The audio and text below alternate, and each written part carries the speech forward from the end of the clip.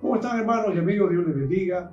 Quiero compartir con ustedes un pasaje, un texto que está en el libro de Romanos, capítulo 5, versículo 12, que dice: por medio de un solo hombre el pecado entró en el mundo, y por medio del pecado entró la muerte. Fue así como la muerte pasó a toda la humanidad, porque todos pecaron.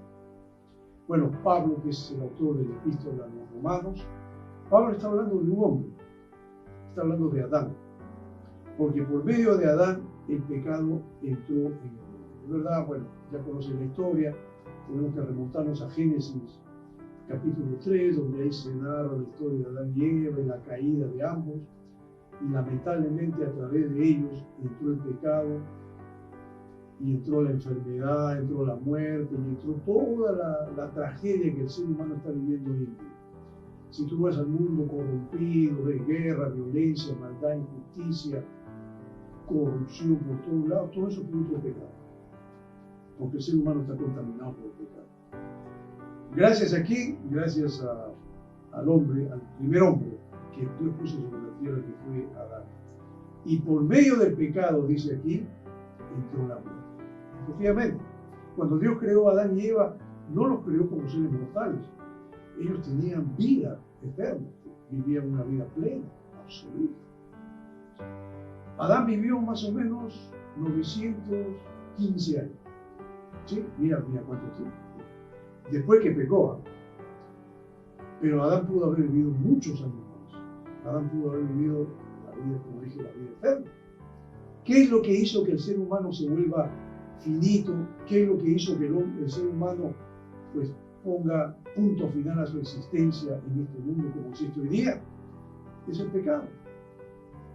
¿Y qué cosa es el pecado? El pecado, la Biblia dice que es infringir la ley de Dios.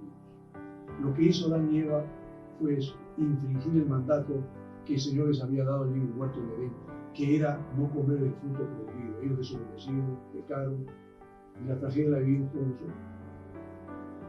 Y todos los días vemos eso: muerte, dolor, quebranto, enfermedad.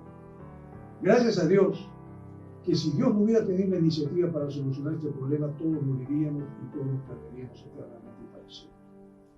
Pero Dios permitió que Cristo venga. Él vendría a ser el segundo Adán, y por medio del cual el que cree en Cristo, dice la Biblia, el que cree en Cristo será salvo. ¿Salvo de qué? De la condenación eterna. ¿Salvo de qué? De la muerte. ¿Salvo de qué? De la esclavitud del pecado. De tal manera que ahora toda persona que cree en Cristo, si tú crees en Cristo y te entregas a Él de corazón, entonces tú ya tienes la vida eterna. Juan 5:24, que dice: de cierto os digo, el que oye mi palabra y cree al que me envió, tiene vida eterna, y no vendrá condenación, mas ha pasado de muerte a vida. Qué tremendo es eso. Vida eterna para el que cree en Jesús. Tú dirás: pero algún día voy a morir, me voy a ir. Sí, te vas a ir de este mundo. Eso es inevitable, pero te vas a ir con Dios al paraíso, a la eternidad con Él, que es muy diferente con aquel que se muere sin Dios, se pierde para siempre. Yo espero que tú escojas a Cristo, creas en Él, lo recibas en tu corazón y puedas disfrutar de esa vida plena y abundante que Él te quiere. Dios te bendiga.